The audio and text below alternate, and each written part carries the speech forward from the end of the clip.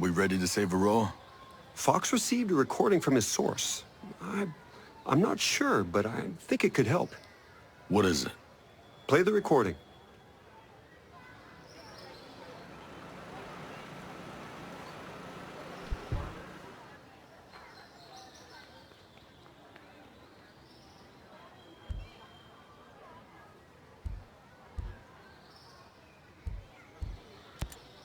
Genius. What's this thing keeping people in Aurora? The drone perimeter. We're calling it Operation Citadel. I think Walker came up with the name. Any weak spots? The perimeter is made up of different interlocking sectors, and each sector has its own drone swarm. Each swarm is managed by an AI that runs through a local relay terminal.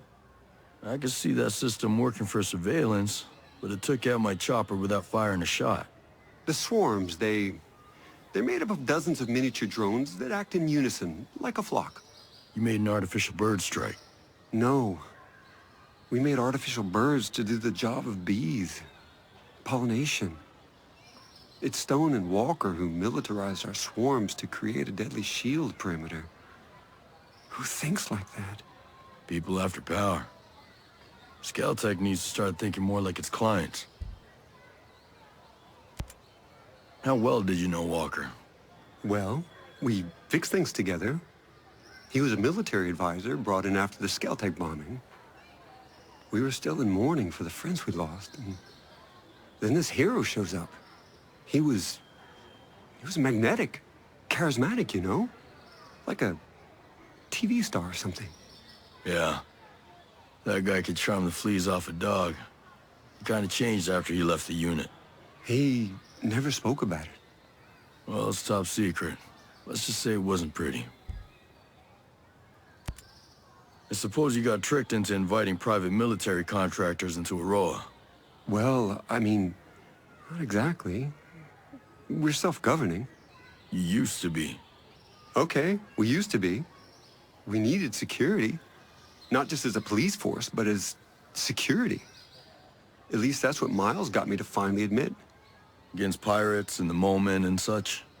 Our drone security was limited. It still is. If unauthorized people land, we would know about it, but we couldn't do anything about it. You're obviously not afraid of squatters. You were afraid of corporate spies. We do get spies from time to time. Don't tell the shareholders, but the more our tech discoveries are disseminated throughout the world, the better off it'll be. But I was worried about the safety of our staff, the bombing. I just never imagined the antibiotics would be more deadly than the illness. Sentinels snuck a private army into the abandoned U.S. military complexes. Stone's been planning this takeover from day one. My colleague, Ayanna Puri, who dealt with this, certainly has a better picture. This guy Trey Stone doesn't make things easy. He always seemed kind of ambitious. He and Walker always had some friction. Walker mentioned Stone before, but never in a friendly way. I take it he isn't very likable. He's a creep. But I've had to work with all kinds of people before. Sometimes you tolerate jerks just because they get the job done. Did he get the job done? I don't actually know. He kind of insulated himself. As a subcontractor, I couldn't supervise him the way I did other people. I had to trust Walker when he said things were going well. Fox called you his best friend. Yeah, I never thought about it, but I guess he's mine too. Times like this, you can count your real friends on one hand. You known him a while? You a buddy from college or something? No. A few years ago, I hired him as a consultant. He was working on the problem P versus NP. That literally means nothing to me. It's a math problem. One of the math problems. But Fox was just so enthusiastic about everything, I widened the scope of his role. He was involved in every non-military project Skeltek had. He's a good guy to have around. Absolutely. Hey, what's the deal with this chick on all the video screens? Ayanna Puri. Yeah, my CFO. I guess she's just, fulfilling her regular job duties, sharing the company news. Yeah. Did you see the one where she said I was crazy? Having a mental breakdown or something? It's not a bad propaganda campaign. She's not as smart as she thinks she is. Her strategies were always traditional. She's never had any real vision. So why keep her? She seems so genuinely concerned about the employees' welfare. Now I see she's just playing office politics. She's more clever than smart. She's effectively taken over as CEO. Hey, did Fox tell you who his inside source might be? Now, I don't want to press him. I'm not even 100% that he has one. But if that source gets into trouble, he could need someone to help out. He hasn't told me, and I doubt he would respond well to a man with a gun asking him the question. Hey, you don't have to tell me. Just as long as you know. I don't know. And it's not like him to be quiet about anything. I mean, the things that guy told me about his ex-wife, it was like listening to a guy describe a squid eating a chocolate birthday cake. Nobody needs to hear that. So if he is keeping this secret, it must be pretty big. Must be. Hey, genius. I always thought you were more of a pacifist. Gotta say, though, it's a damn shame you had to start making lethal drones. I was naive, I guess. I always hoped for the best out of people, you know? When a bomb goes off and I meet the wrong person at the worst time, I bought their logic that if you want peace, carry a big stick line of reasoning. Stone even said, doesn't God have his avenging angels guarding the gates of paradise? It never felt right here. We're building heaven on earth, and we're not gods. Is that why you kept it secret? Project Omega? Because, you know, some people might look at it as a PR shield, keeping the image of a pacifist while making money on weapons. PR is important, but you don't wear a seatbelt because you're planning to get into a car crash, right? You have to be cautious. Right.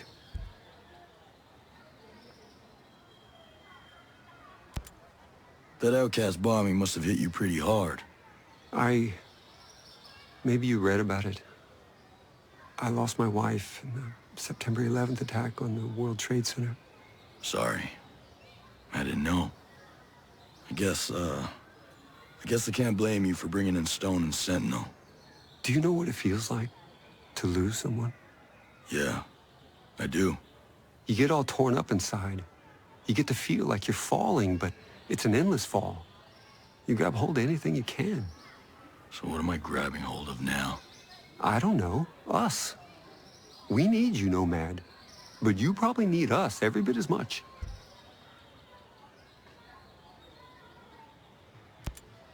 Hey, I've been hearing about that World 2.0 stuff. And maybe the world needs a software patch. But a Utopia? Really? People out there in the rest of the world, they think the Earth's dying. They have this belief in scarcity. They think that we'll run out of energy, out of space, or out of water, or anything. And that makes every day a crisis. And World 2.0 would fix that crisis? It was more about fixing that mentality. I wanted to show the rest of the world that with innovation, with creativity, and with a little courage, it's easy to see the universe is abundant. And how about now? It's still an abundant universe. That hasn't changed. Just, I thought I could keep out jealous people. And the cowards. No getting away from them. No. I'm probably not as brave as I want to be either. How did you buy Aurora in the first place? I didn't buy it. I leased it. Aurora is technically part of New Zealand, but the U.S. had leased it for years. Yeah. That's why there's the old naval station. But wouldn't it have been easier to rent a chunk of California or something? I'm sure there's a big stretch of Mojave that nobody wants. Yeah. The abandoned naval station here piqued our interest initially, hoping we could piggyback on the Cold War infrastructure. That was a wash. But once we had visited Aurora, its biodiversity won us over. Good Hope Mountain has ice, Infinity is surrounded by fields, and the swamps of Finbog sport as harsh conditions as any good drone tester could wish for. We fell in love with the place. I bought the lease from the U.S. government. And now these are your islands. No government but Skeltek. Well, avoiding government regulation was a factor. Oh, I'll bet it was. I met a lot of Skeltek employees who are mad at you. The outcast. Sentinel hasn't taken care of him yet? They're idiots. But right now, they have resources and personnel that we need. So we have to work with them? For now. But I'm not getting too attached.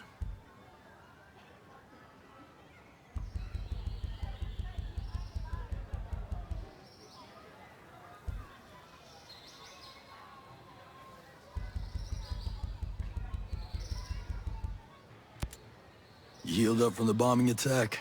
I mean, in your head? Yeah, well, I had to deal with the aftermath. First team to inspect the site. I still remember all those broken windows, shattered shards of glass. I kept thinking, we can fix those, we can fix those. I got the windows fixed, but I stopped scheduling non-vital meetings in the Skell Foundation head office.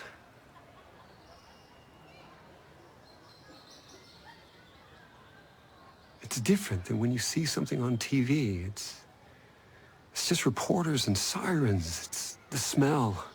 So acrid it singes your nostrils, like the energy around you has been sucked away, you know? Yeah, I do. And the bombers were never caught. We never knew if another one was coming. We suspected the outcast, but now that Sentinel's taken over, I wonder. You're the one who asked Sentinel to step in. Yeah, that's on me. I need more about Paula Madeira. How long have you known her? Years. I hired her right out of grad school. Actually, she was still in grad school. She was only 20, but she was just so smart. I knew that with her, I could lay the foundation of Skeltek's advanced drone program. But are you friends? Was there something else going on, or what? There's something here I'm missing. I think hiring her so young, she never really learned the art of adapting. She didn't like working with Walker. I could have handled her differently. I know I need to talk to her about that. You didn't answer my question. It hurt. She was so special and one of the first to truly believe. And in hindsight, she was also right. She saw right through Walker. She was immune to his charm. And I was deaf to her warnings. When did you get away from using dollars? You like the Screds? I don't understand them. They're a cryptocurrency. As much as we could, we wanted to get away from the control of international banking. But it's a made-up money. All money is made up. It only has value because we all agree on it as a medium of exchange. Everyone in Aurora agrees to use Screds. And Skeltek makes sure to create a limited supply. So if we all agree to use your play money instead of dollars, the economy still works the same way? Money's only worth what you think it's worth. My mind blown. Listen, I get that Maddox isn't exactly warm and friendly, but why do people hate her? They don't hate her as much as they fear humanity's evolutionary destiny. Whoa, that's a little intense. Even for you. Grace Maddox is in charge of Skeltek's transhumanist research, Project Deus. Yeah, on a personal level, she's not, fun. Yeah, she's also really into herself. Sure, she's really effective. I gave her a huge budget. She wants more. You give it to her? Ayanna Puri, my CFO, wouldn't let me. So Maddox cut costs. Instead of spending the time to perfect a true quantum computer, she developed a DNA-based computer that behaves like a quantum computer. And you know what she's doing with that? She plans to download her mind onto that computer. I know it sounds a little crazy and unbelievable, but someone will do it. And she should be first.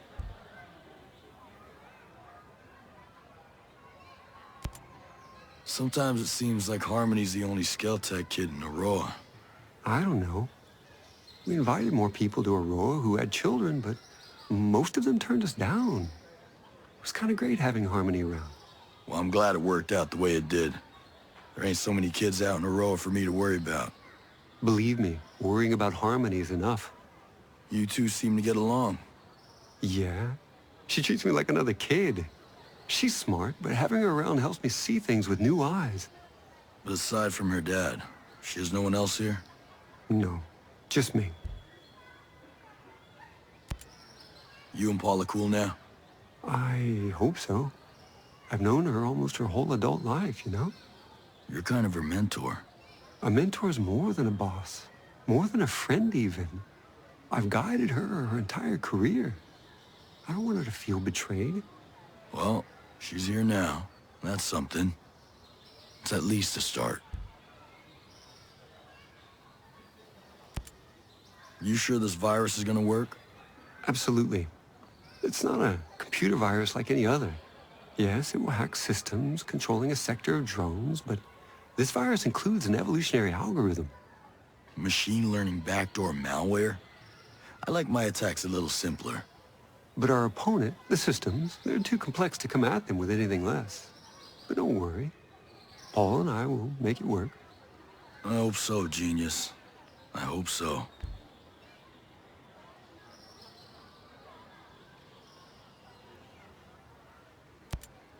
So, what does a billionaire arms dealer do? You know, whenever he's not manufacturing killing machines. Skeltek is responsible for an extensive catalog of inventions over the past decades. I'm listening. Our first economically viable autonomous machine was the Skel Farmer, a harvester capable of recognizing the range and rightness of crops. Since then, it's found unintended utility in mining and forestry. So explain to me how you got here. From farming drones to war machines. Our next invention, the Skel Transporter, was the first affordable smart delivery device, a new standard in the industry. The Skel Doctor may interest you, an advanced cousin specialized to carry sensitive medical supplies. You could easily shoot one out of the sky to steal its payload. Could be useful. Our Cherubim City and Sky models behave like mobile CCTVs, capable of facial and behavioral identification, and alert authorities in real time. I suggest you steer clear of them if you want to move undetected. I'll keep that in mind. My point is that I have dedicated my life to improving the human condition and relieving the population from the crushing weight of repetitive work.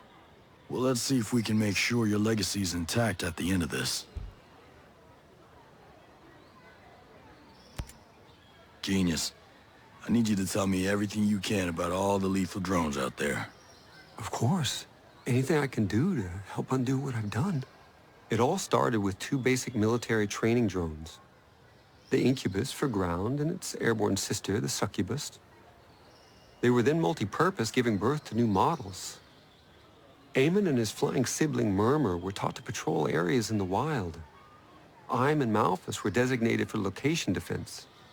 The meanest models were Andrus and Stalis, search and destroy drones that the wolves just love. I'm sure they're all perfectly tailored for whatever Walker's got in mind. Go on. Behemoths are massive tank-like machines with incredible firepower. You'll mostly find them guarding infrastructure and strategic assets. Azraels, on the other hand, are long-range, high-altitude spy drones. They're capable of recon over a wide array of land and utilize heat sensors and pattern recognition to identify threats and intrusions. They aren't very well suited for battle, though. They mostly just point out targets so that strike forces can do the dirty work. Thanks, genius. Wish me luck. Explain something to me, this Titan program.